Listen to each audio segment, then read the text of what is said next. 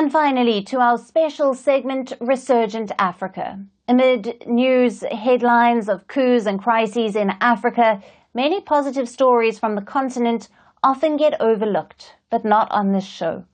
Our story today is from the Tunisian island of Djerba. In the face of environmental challenges and historical upheaval, the Ibadi Muslim community is leveraging artificial intelligence to preserve its century-old manuscripts by digitizing fragile texts and using AI to decipher ancient scripts. Now, the community is not only safeguarding its heritage, but also reclaiming its cultural legacy from obscurity. Our last report gets you all the details. Today's era is marked by rapid technological progress, and artificial intelligence is spearheading it.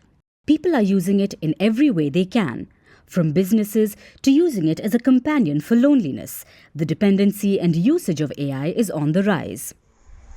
Communities worldwide are using modern tools to preserve their cultural and historical legacies. One of them is the Ibadi Muslim community on the Tunisian island of Djerba. They are using artificial intelligence to protect their centuries-old manuscripts. This mission has been started by a 74-year-old librarian.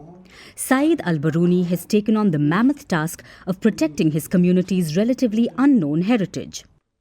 Barouni took over his family's library in the 1960s. The collection is almost 6 generations old, and he has been working tirelessly to preserve as many Ibadi manuscripts as possible. My grandfather and my father are graduates of Zitouna and were passionate about this heritage and took on the responsibilities of Sheikh and Imam. They preserved the collection. We then took up the torch and made them available to researchers across all universities, both in Tunisia and abroad. Because ancient Arabic cursive is difficult for modern readers to interpret, Barouni has started using Zinki, an AI software that reads and simplifies ancient manuscripts. Feras Ben Abid, a London-based Tunisian software engineer who created Zinki, believes the tool makes it possible to access numerous manuscripts that would otherwise be indecipherable. It also helps to correct misunderstandings about certain topics, such as Ibadi heritage. The library houses over 1,600 ancient Ibadi texts and books. The material is on a variety of subjects, including astrology and medicines. Some of the work dates back to 1375 AD.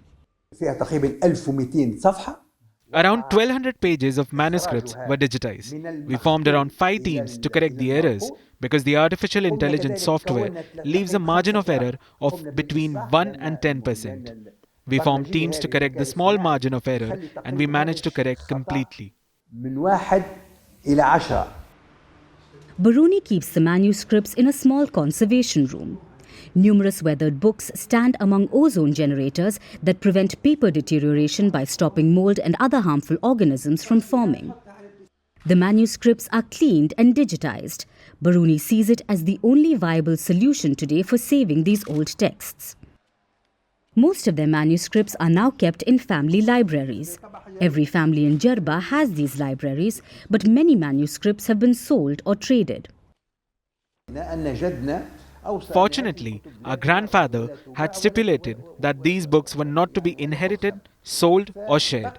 So we kept everything. And then the founder's children and grandchildren added to the collection by buying manuscripts sold in the Djerba market. The Ibadi Muslim community in Tunisia's Djerba is the perfect example of resilience and adaptability. By incorporating AI technology, they are not only safeguarding their rich heritage, but also ensuring that future generations can access and appreciate these historical manuscripts and bridge the gap between the past and the present.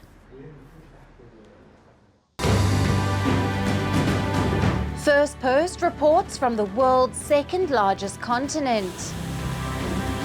Hello, I'm Alyson Grange. A very warm welcome from Durban, South Africa. We get you the news and the newsmakers from Africa. From elections to climate change to innovations and opportunities. As the world's attention shifts, we report from Africa the heart of the Global South.